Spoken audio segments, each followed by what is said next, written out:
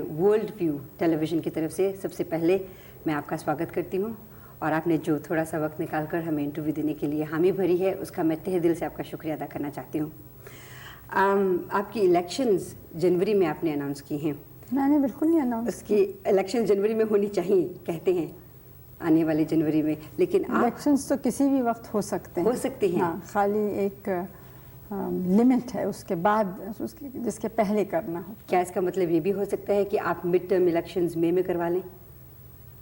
आप देखिए, इस पर हमने सोचा ही नहीं है तो इसका क्या जवाब दे सकते। हो सकता है मौसम आपको पसंद आए मई का और हो सकता है आप इलेक्शंस करवाएं, नहीं कोई सोचा कारण तो नहीं है उसके लिए। लेकिन you famous for springing up mid term कभी भी नहीं, इलेक्शंस अभी तक नहीं हुआ। आप मैं पिछले कोई दो हफ्तों से यहाँ वैंकूवर से आई हुई हूँ और देख रही हूँ, अखबारों में पढ़ रही हूँ, पंजाब स्थिति के बारे में आप सारी सरकार भी बहुत चिंतित है, लोग बहुत चिंतित हैं, ख़ासतौर पे बाहर वैंकूवर के इलाके में जो हमारे पंजाबी भाई बहन रहते हैं वो भी बहुत चिंतित हैं। पंजाब की असली स्थिति क्या है, उसके बारे में आप अपने शब्दों में कुछ बताइए। स्थिति तो गंभीर है। वहाँ के एक राजनीतिक दल यानी अकाली दल ने कुछ मांगे रखी, कुछ धार्मिक मांगे, वो अधिकांश हमने मान ली जी। कुछ ऐसी थी जो हमें लगा कि हम नहीं मान सकते हैं, लेकिन ऐसा भी हमें लगा कि वो समझ गए उस बात को। एक मांग ऐसी थी जो हमसे संबंधित इतनी नहीं थी और वो दूसरे कुछ राज्य हैं भारत के, वहाँ के और वहाँ के गुरुद्वारों के जैसे अपनी कमिटीज़ या बोर्ड्स हैं उनका था। तो उस पर हमने कहा कि हमें कुछ ख़ास एतराज़ नहीं है, लेकिन इन सब लोगों से बात करना होगा, स्टेट के क्या नियम हैं और ये सब देखना होगा। उसके बाद कुछ दूसरी मांगे राजनीतिक समझ सकते हैं या जो भी पानी पर, ज़मीन पर, अब वो दूसरे राज्यों से संबंधित हैं जो आसपास के पड़ोस के राज्य हैं। तो जब तक वो भी राज़ी नहीं होंगे तब तक हम तो कुछ कह नहीं सकते। 2 दफ़े ऐसा एक अवार्ड या निर्णय हम दे चुके हैं। अच्छा। अब वो माना नहीं गया। अच्छा। तो अकेले फिर से दें तो उसका कुछ उससे चीज़ सुलझेगी कि नहीं, ये कह नहीं सकते। हमें लगता है कि कुछ इस समय कुछ एक्सट्रीमिस्ट वहाँ पे ज़ोर पकड़ गए हैं, ख़ासतौर से नौजवान कुछ, और जैसे आपने अखबार में देखा होगा वो मोटरसाइकिल पे जाके या किसी तरह से बहुत लोगों को मार रहे हैं, हत्याएं हो रही हैं, हत्या हो रही है। हाँ, बाहर के जो थोड़ा उसमें कुछ फंडामेंटलिज्म भी है, क्योंकि हत्या ज़्यादातर सिखों की ही सिख कर रहे हैं, मतलब अकाली लोग। अब जैसे जो एक आज के अखबार में आया या कल शायद आया था कि एक सिख अखबार वाला है, अकाली नहीं है, दूसरी हमारी पार्टी का भी नहीं है, विरोधी दल का है, लेकिन उसकी दाढ़ी नहीं है। वो मोटरसाइकिल पे अपने भाई के संग जा रहा था, भाई की दाढ़ी है, तो वहाँ उसको पकड़ा कि तुम गद्दार हो और उसको गोली से मार डाला। हालांकि वो सिख है, वो सिख था। ज़्यादातर हैं, दूसरे भी हैं, जैसे अब हमारे यहाँ तो हरि धर्म में कई सेक्ट्स हो जाते हैं। बिल्कुल हो जाते हैं। तो अब निरंकारीज हैं कुछ, वो सिख तो पक्के हैं, लेकिन सिख होने के ऊपर वो उनकी ऐसी एक संस्था है जिसमें दूसरे लोग भी हैं, हिंदू, मुस्लिम, ईसाई, जो हर एक अपने धर्म का पालन करता है, लेकिन ये लोग संग मिलते हैं, आप उसको कह सकते हैं नेशनल इंटीग्रेशन की भावना से, या ये कि मिल के मेडिटेशन करते हैं, ऐसी प्रार्थनाएं करते हैं जिसमें सब जुड़ सकें। इसके माने नहीं कि अपना धर्म छोड़ा, लेकिन अपना धर्म भी है और उसके ऊपर कुछ चीज़ है जो दूसरों को से मिल के कर सकते हैं। आपको ये भी मालूम है कि हमारे देश में कोई किसी भी धर्म का हो, वो दूसरों का आदर करता है। बिल्कुल करता है। जैसे गुरुद्वारों में बहुत से हिंदू जाते हैं, मुस्लिम्स के दरगाह में भी हिंदू जाते हैं, मुस्लिम्स हिंदू मंदिरों में भी अक्सर जाते हैं। तो इस काफ़ी इन चीज़ों में यहाँ पे एक उदारता सी है, और इस उदारता को देखते हुए हैरानी होती है कि क्यों इस तरह के हो रहे हैं। जहाँ इतना बड़ा देश है, इतनी बड़ी जनसंख्या है, वहाँ ये प्रश्न कभी कभी उठते हैं। हमारी तो यही आशा है कि जो ठीक सोचने वाले हैं और राष्ट्र हित सोचने वाले हैं वो इसके ऊपर उठेंगे और किसी तरह से हम इसको सुलझा सकेंगे। बाहर रहने वाले जो भारतीय हैं, क्या आपके विचार में इसमें कुछ मदद कर सकते हैं? क्योंकि वो बहुत ज़्यादा एंक्शस हो जाते हैं, बहुत ज़्यादा अपसेट हो जाते हैं जब इस तरह की वो खबरें पढ़ते हैं, सुनते हैं, देखते हैं। उनका क्या योगदान हो सकता है? योगदान तो ये है कि तो अफवाहें नहीं माने, क्योंकि वैंकूवर के बारे में मुझे नहीं मालूम, लेकिन लंदन से कुछ आए थे लोग, उनका इतनी गलत बातें फैलाई जा रही थी पंजाब के बारे में जी। और कि वो बहुत ही परेशान थे, लेकिन उन्होंने जब असलियत बताई और ये भी कहा कि आप में से आप अपने तरफ से किसी को भेज के देखिए, तो आए भी वो लोग कुछ, तो यहाँ उन्हें इत्मीनान हुआ और यहाँ से गए। क्योंकि ये बिल्कुल सच नहीं है कि सिखों के ख़िलाफ़ या अकालियों के भी ख़िलाफ़ कोई भी नाइंसाफ़ी है। ज़ाहिर है, बल्कि उसका उल्टा ही कह सकते हैं, क्योंकि वो औरों से कुछ ज़्यादा ही आगे बढ़े हैं अपने हिम्मत और योग्यता और क्षमता से, और ख़ास तौर से इसलिए कि वो मेहनत करने वाले लोग हैं। और आपने देखा है कि हमारे यहाँ ऊंचे ओहदे, छोटे ओहदे, हर जगह आप पाएंगे उन लोगों को, हर गांव में पाएंगे, हर प्रांत में पाएंगे। तो इसे ये बात कहनी बिल्कुल गलत है। लेकिन कुछ जो उनकी मांगे हैं, वो हमारा कहना ये है कि कोई भी मांग हो उस पर बातचीत हो, लेकिन मार काट या संविधान का अपमान करना या कोई ऐसी बात करना कि राष्ट्र के विरोध में होती है, वो ठीक नहीं है। लेकिन अगर इस तरह से बातचीत लंबी होती चली गई तो ये मारकाट तो होती जाएगी। जिन लोगों को मारा जा रहा है वो तो बिल्कुल इनोसेंट है ना, वो बिल्कुल निर्दोष हैं। लेकिन बात लंबी क्या होगी, तो कुछ हद तक ही कर सकते हैं। ठीक है। तो इसलिए सबको सोचना है कि कितना हो सकता है, कितना नहीं। दूसरे लोग मुझसे नाराज़ हैं कि इतना क्यों मान लिया। हरियाणा में भी कुछ हुआ ना, तो उसका एक रिएक्शन हुआ ना, जो पंजाब में पहले हुआ था, उसका रिएक्शन अब उसको बड़ी मुश्किल से थामा है। तो इससे ये भी देखना है कि एक मांग मांगने से अगर और स्थिति बिगड़ती है तो किसी का लाभ नहीं होता है। आप जब दोबारा इलेक्शन के बाद आएंगे ऑफिस में, तो कौन से ऐसे कार्यक्रम हैं जिन पे आप ज़्यादा एम्फेसिस देंगी?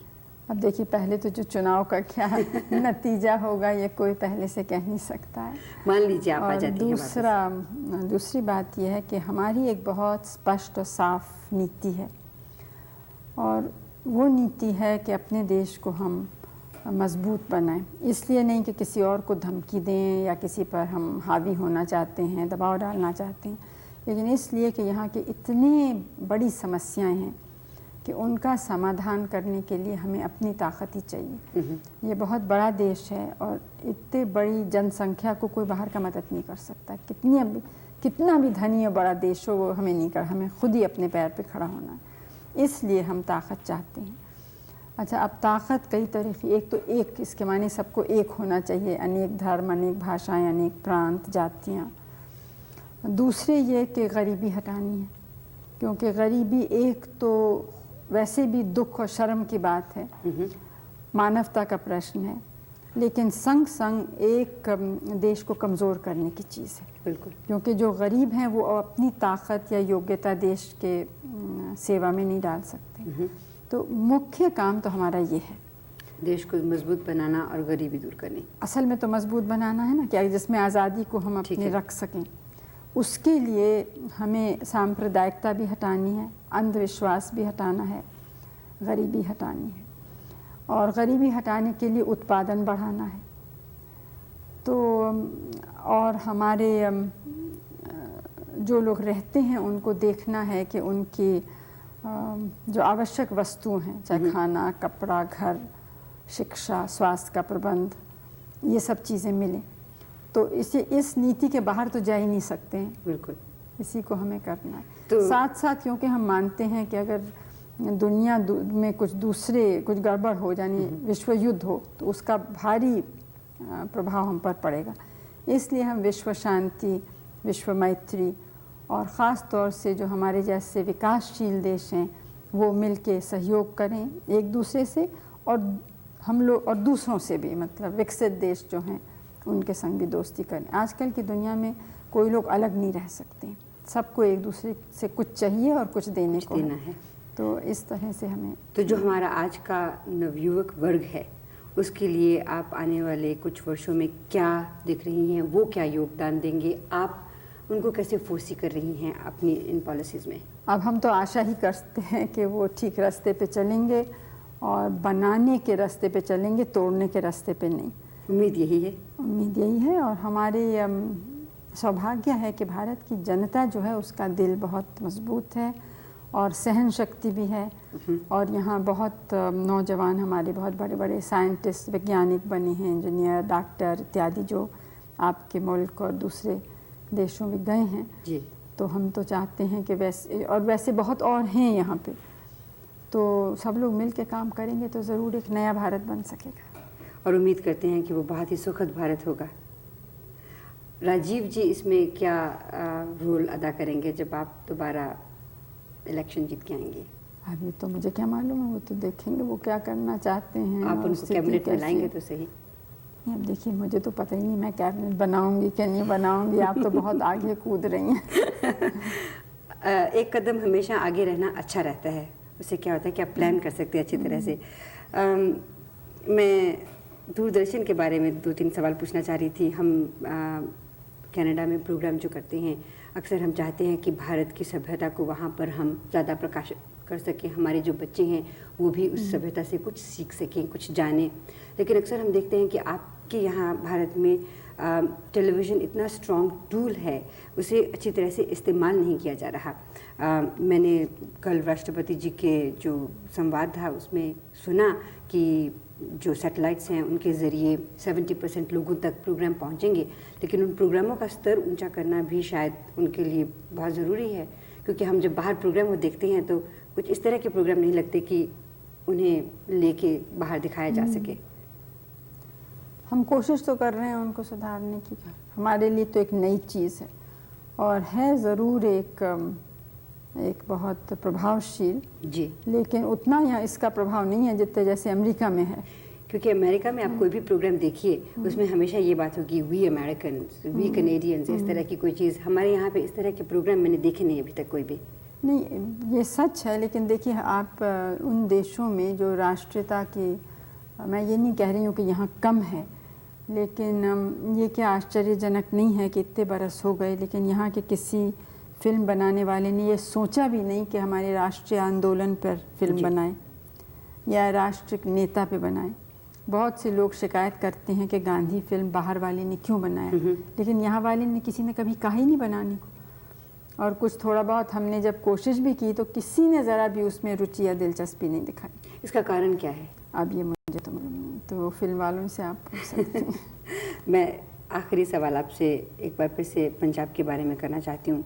अक्सर हम अखबारों में पढ़ते हैं, ख़ासतौर पर जब हम बाहर के मुल्कों में रहते हैं, तो जैसा आपने पहले भी कहा, अफवाहें वहाँ पे बहुत ज़्यादा फैल जाती हैं और उनको अफवाहें ले लीजिए या सचमुच में सही घटनाएं हैं कि इनमें बाहर के देशों का बहुत बड़ा हाथ है कि भारत की जो एकता है वो टूटे, पंजाब एक अलग प्रांत बने, ताकि जो बाहर के इंटरेस्टेड पार्टीज़ हैं वो आके भारत को तंग करें या उसकी प्रगति में रोड़ा अटकाएं। ये कहाँ तक सही है? नहीं, प्रगति में तो कोई रोड़ा शायद नहीं डालना चाहता है, लेकिन ये सच है कि कुछ ऐसे तबके बाहर हैं जो चाहते हैं कि भारत की जो स्वतंत्र नीति है ना उतनी स्वतंत्र न रहे। जो वो लोग चाहते हैं वैसा हम करें, उस रास्ते पे चलें। तो ऐसे लोग तो हमेशा कुछ दखल देते ही रहते हैं। अब पंजाब में कहाँ तक दखल है ये कहना मुश्किल है, लेकिन ये आपने भी देखा होगा कि ऐसे जो कुछ ऐसा मूवमेंट एक चला है, आंदोलन, उसके ज़्यादातर दफ्तर और ये सब